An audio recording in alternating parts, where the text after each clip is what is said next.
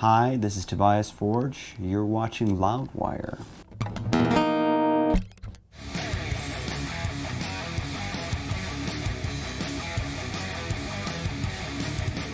For as long as I can remember playing guitar, I've always done so playing to music. You know, if we start with Kiss, that was very early for me. It could have been Strutter. It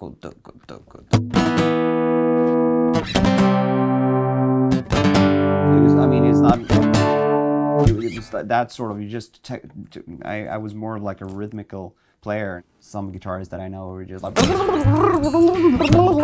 you can just like, if you just say like, the song is in A minor, okay, and then it just goes. Whereas I'm a little bit more like compositional in my soloing, so that's a little bit different. I mean, one riff that just out of nowhere is one of the most economical riffs I've ever heard, and it's so fun because I can really hear James laughing when he came up with it. Is the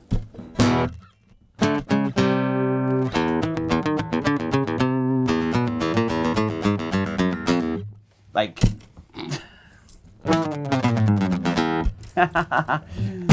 that's funny. That's funny. That's a funny riff. James Hetfield is definitely one of the best guitar players that has ever walked this earth. Even though I know sort of theoretically how to play Master of Puppets, it's impossible to play it downstrokes the way that he does from start to finish for 7 minutes. Truly mind-blowing. Most Ghost songs, you have to remember, I write them and then record them and then I never play them again. If you ask me to play Elizabeth, I will have to sit for 5 minutes and try to figure it out. And then it's sort of like, oh yeah, oh, that was clever. Oh, that was dumb. I should have done it this way instead. But the first one was...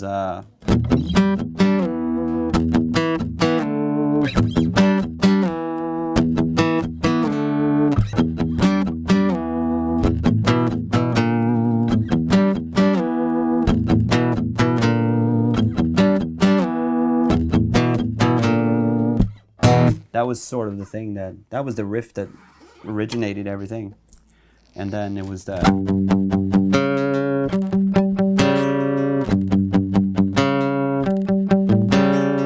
That's the up sort of bridge into the chorus.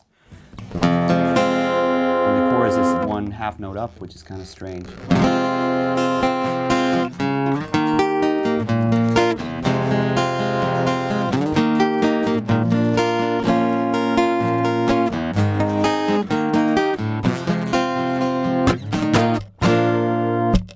All the songs from the first record were supposed to be very pre-metal, very basic, like...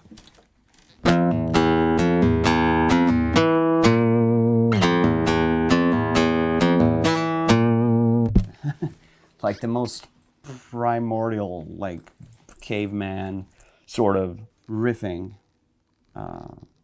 but still sort of to the point. The band that I had in mind, that I heard in my head being Ghost, was very much a sort of a 70s band, maybe slightly older.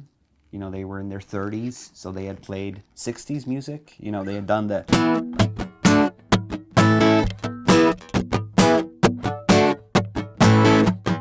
So you had one, a little dumber sort of guitar player on one hand. He came up with a...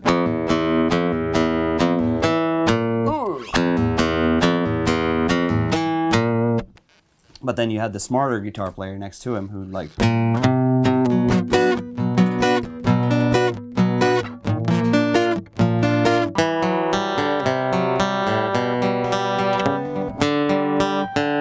There you go. And that transformed into...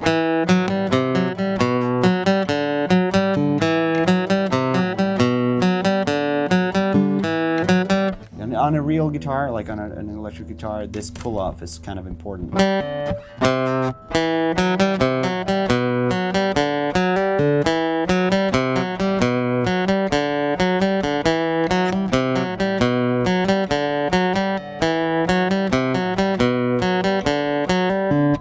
essentially the verse is basically the same riff.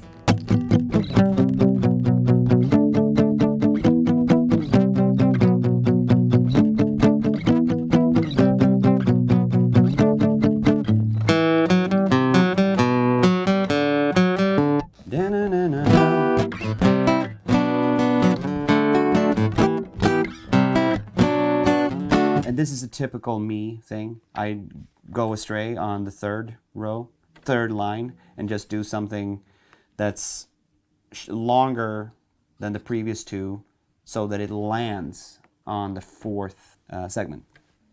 So it comes to be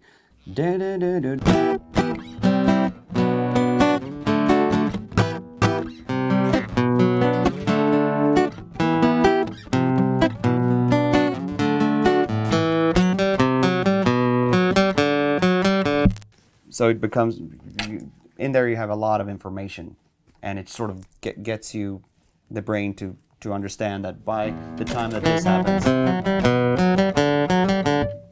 then you flip sides. And then, I wanted it to be a very, very straight chorus.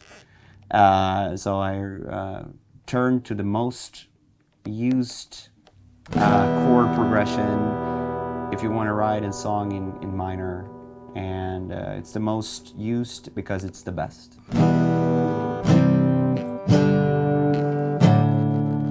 It's the most effective song, chord progressions ever. And this is why you've seen probably YouTube clips of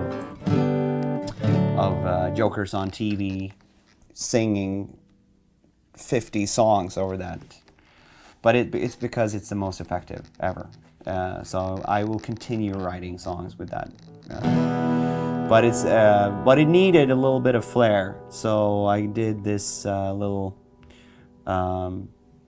addition to the riff. That sounds really good on an electric guitar. And it sounds really cool when it's like two guitars playing at the same time, because it becomes this sort of, it sounds way more complicated and more like a movement than it actually is.